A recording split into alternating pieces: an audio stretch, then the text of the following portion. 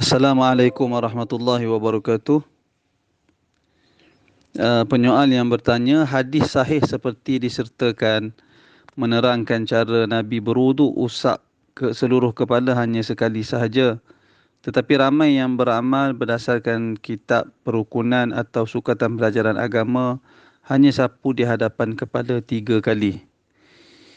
Wallahu ta'ala alam, saya tidak pasti kitab perukunan sebut perkara itu. Dan kalau tak silap saya, kalau silibus di sukatan pelajaran, saya ingat tak sebut usap di hadapan 3 kali. Saya ingat tak sebut sedemikian. Saya pun tak ingat begitu.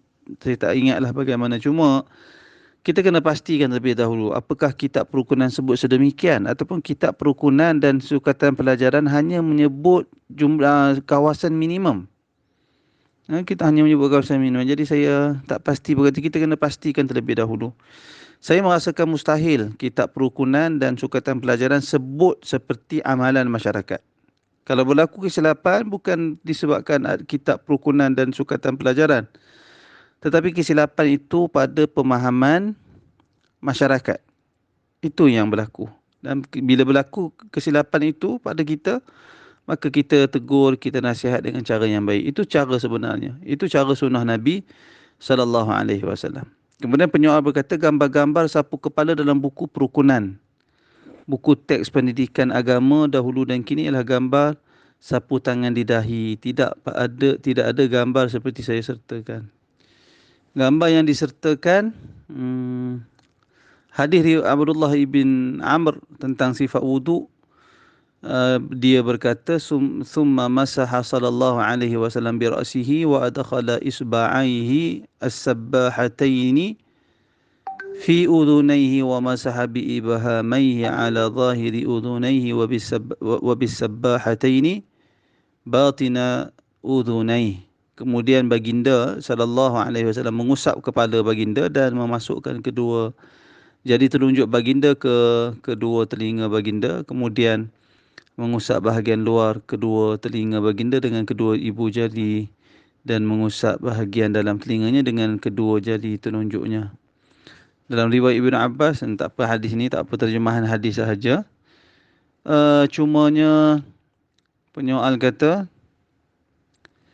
gambar-gambar sapu kepala dalam buku perukunan, buku teks pendidikan agama dahulu dan kini adalah gambar tangan sapu di dahi. Ya, gambar ni tidak boleh menceritakan keadaan sebenar pelaksanaan wuduk yang sebenarnya. Jadi kita tak boleh salahkan buku. Sebab tu buku ni perlu dipelajari dengan guru.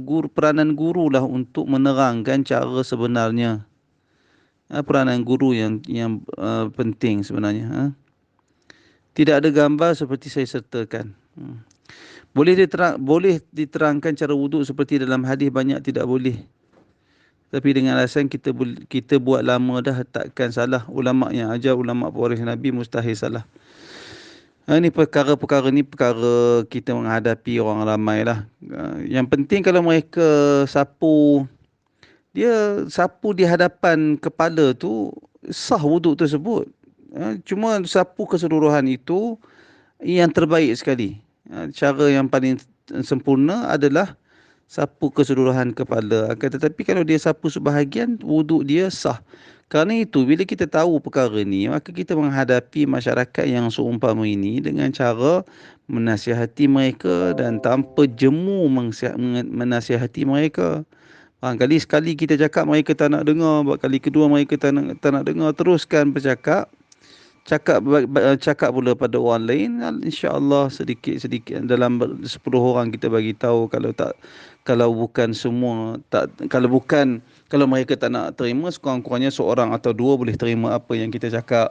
Kita bagi tahu lagi kepada orang lain, dah bertambah jadi 4 orang. Lama-lama masyarakat amalkan perkara itu, maka secara pelan-pelan masyarakat berubah mengamalkan sesuatu yang lebih tepat dengan sunnah Nabi sallallahu alaihi wasallam. Bukan dengan cara kita memilih jalan berkelahi dengan orang yang berbeza dengan kita. Wallahu a'lam.